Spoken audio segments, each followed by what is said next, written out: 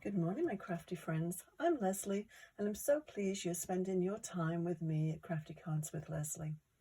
Today I'm revisiting the February Stamp of the Month set by Close to My Heart, Say It With Flowers. You might already have this set, but if not, not to worry. Any stamp set will be just fine. We're really looking at the technique that I use to make these cards rather than the actual stamp itself, which includes heat embossing with white on white and then ink blending over the top. It gives a very elegant look, I think, and I love the soft colours. So let's look at each one of these cards, and then we'll get started and we'll actually make one. Hopefully this will be a quick process video. So let's start with this one first. This is a 5x7 card, and I obviously use this stamp set, Say It With Flowers. This is, as I said, no longer available, but any stamp set will do. Flowers, obviously, with this one, it's all about the flowers too, but it's just the process. So this is actually just a die out of my stash. I'm not sure the make of it, but you can just do a plain one if you wish, or just any edge dies that you have.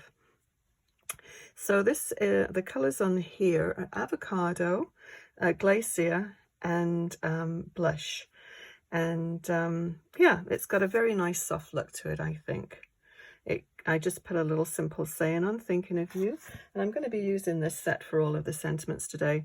And this is a very old one, Have a Happy Day, but it's got lots of nice little sentiments that I use quite often in here. So that's the first card. This card, I did a little bit of masking as well, and I'll show you how I did that. Whoops. And the colours on here are Rosemary, Lemonade, Seabrook, and then I use the Ice Grey blend for the tri-blend markers, and pewter paper. So this is a 5x5 card, and how I did this one was I stamped all 4 of the flowers first, and then I put this, I made a mask. I just stamped another piece of scrap paper and then made a little, my own little mask. And how I did that was just stamp it out, as I said, on scrap paper, and then take an X-Acto knife and just cut around it. And so then when you place this over here, you can actually I just took the Seabrook, actually I did the Lemonade first in the center, and then just did the Seabrook around the outside, and did that on all 4 corners. So that's part of the mask. So then when it came to doing the leaves, I just put this down here, and then stamped each individual leaf, and it looks as though the leaf then is behind the flower, so it gives that sort of illusion. Very, very quick and easy to do. You just have to make yourself a mask and you're ready to go. So this is 3.5, the actual inside, and then just a 1/16 of an inch around that. As I said, the card is 5x5, so the white larger mat here is 4 7/8, I believe, and then just centered. So yeah, another card. So that's a 5x5, and this one is just a regular 4¼ by 5.5 card. And then I did this little frame with the little fancy edge, and this is the one that we'll do today. So I'll just move this out of the way. And I've pre-done a few of these little steps, so you don't have to listen to the heat gun blasting away. So let's pop this in. So if you're familiar with heat embossing, it's done with a special ink. Well, it's a very sticky ink, so the embossing powder will stick to it, and then you heat it up. But you do need a heat gun. Don't try and do it with a hairdryer, because it just won't be hot enough. So this, I'll tell you the measurements of this one. It is about 3¼ by 4¾ and I've positioned that, so as you can see here, it's this little, I'll show you on the stamp set, it's a bit easier to see. It's this one down here that we're doing. So we're going to do it once, and then we're going to turn the paper, and so it's going to be back to back little clusters of flowers. So let's get that positioned. And you can actually take a anti-static bag and run it over the top. And for other embossing, I tend to do that, but for the white, I don't worry about it. If you get a little bit of white on white paper, you're not really going to notice it. So this is what I'm using. As I said, it's a very, very sticky ink. So just give it a good lot of ink. And we'll just put it down there, and I usually go over that a couple of times, so I get a good base. You want it to be nice and coated. And I do like my positioner, my stamp positioner for stamping platform for doing things like this, because you do want to reapply it a few times. Okay, so that will be good. I'll just do twice on each side. Whoops, these little magnets are so strong, they do like to stick together. Okay, just make sure you don't touch the little image that you've stamped. Obviously you can't see it because it's just clear ink.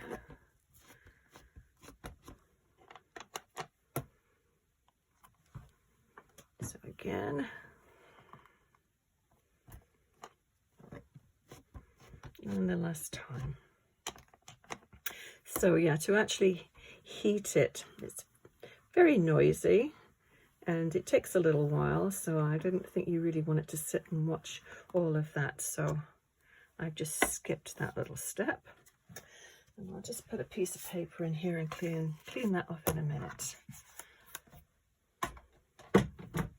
So I will, now let's just get something I can put this on. I'll use another card. Okay, so I don't know if you can see just a very slight outline. So what I do with my embossing, I tend to use more white embossing powder than I do anything else. So I just keep it in one of these little containers, a little bit easier to access. And there again, I don't know how much you're going to be able to see on camera as this goes on, but hopefully you can make out some of the lines. Maybe not,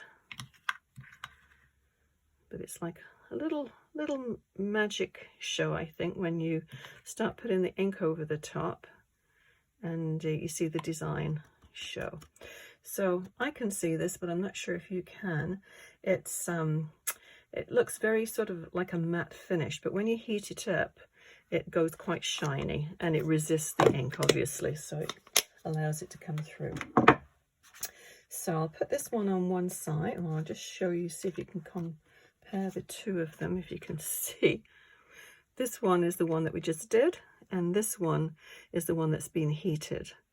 Now it's very, yeah, you probably can't see it. So let's just go ahead and put some ink on and watch the miracle happen. Okay, so I thought we'd mix the colors up a little bit. It's nice to do different cards in different colors. So this one was done in the lavender and the, oh, I put it on, sorry, wisteria and pewter. It is lavender color, but wisteria and pewter for this one. Okay, so this one I thought we'd do the Bluebell and the Seabrook. I haven't done this combination before, so we'll experiment together.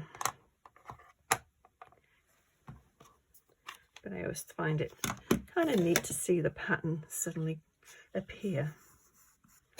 Okay, so we'll start at the top here. And so hopefully now you can see some pattern coming through. I'm just going to do random. I'm not sort of colouring the leaves in one colour and the flowers in another. We'll just mix it up. So let's have some Seabrook to that one. Whoops. Where did that one go? Oh, there it is. Went for a little roll. Okay, so this one is the Seabrook. And let's see what this one looks like. Got a little bit of a greeny tinge to it. So I'll aim to do the flowers, I think, with that one. Maybe we could add a little bit of lemonade to that, to the center as well, see what that looks like.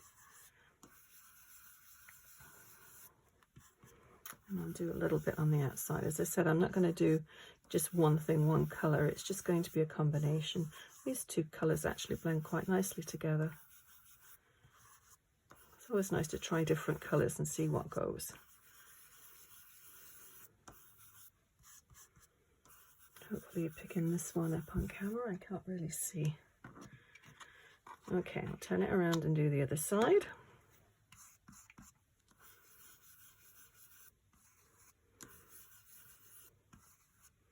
So we'll do more or less what we did on the flip side. I always think it's quite neat to see it, the pattern just come through, like those magic painting books we used to have when we were kids.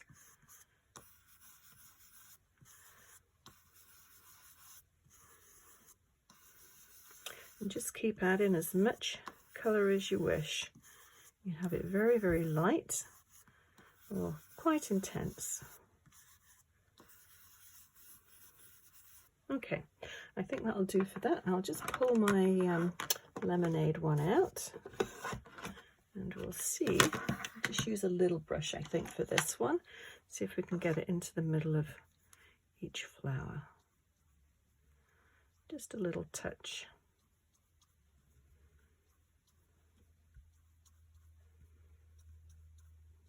Yeah. And then I think I'm just going to rub the whole thing over with the blue, blend it all in. Okay. So let's put the lids back on some of these before they fall on the floor or something horrible. Okay, that one is Belle and Seabrook. Get the right lids on the right ones. Okay, so what we need is the card front. Now you could stick it right down to the front of the card, but with this one I actually put it on some foam tape, so I think I'll do the same thing with that one. Now I've already stamped out a few different, excuse me, a few different sentiments and a few different tags. It's blank, so we'll leave that one. So let's go and put the foam tape on first. And I'm just going to put 3 strips on the sides. This is really sticky foam tape. And in the middle. And then on the other side. Yes, I'm all out of my close to my heart foam tape, and I'm using this other one, and it's really quite sticky. Not as nice as the close to my heart one for sure.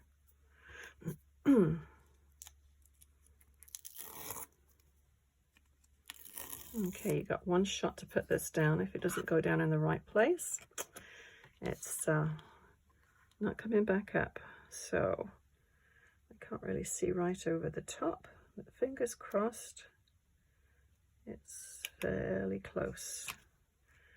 Okay, that's as close as it's going to get. Okay, so I did that one just because, and that's quite a nice sentiment actually, because you can do just because it's your birthday, just because I miss you, just because whatever. So maybe we'll go for another just because. And yeah, let's do that one, and then we've got a little bit more room there. We'll put these little sparkles, if I can find them. Oh, yeah, these bitty sparkles, I just love these ones. They're so tiny and so delicate. So we'll foam tape this one again. As you see, I messed up on the first one, so you just flip your paper, do it again. A little bit sticking out there. Okay. So I'll put it, I think that's about right. Yeah. With this one too, I just took the sponge daubers and inked the edge, but I don't think I'm going to do that on this one.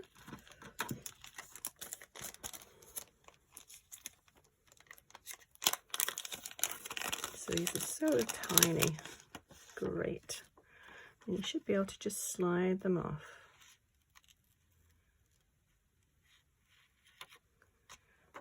Now I put 3 on that one. Maybe we'll go ahead and put 3 on this one too.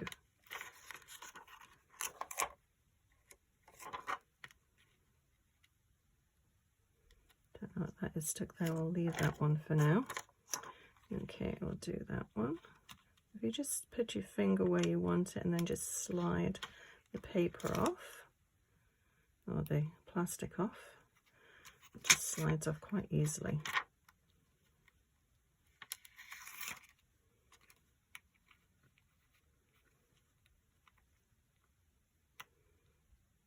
And just slide it down. Yeah, that's good. There. So we have made another card. Now I just need to go slightly over. Better. Yeah, that's good. So if you've enjoyed this video and maybe learnt something new, and I hope you did, please give it a thumbs up and consider subscribing. That way you'll be notified when I post new videos. I'll list everything I've used below, and of course if you need to make this card, you'll know exactly what you need to finish it off. So please leave a message in the comments section and I'll get back to you. And consider sharing this video with a crafty friend. Thank you so much for watching. We'll see you again soon. Bye bye.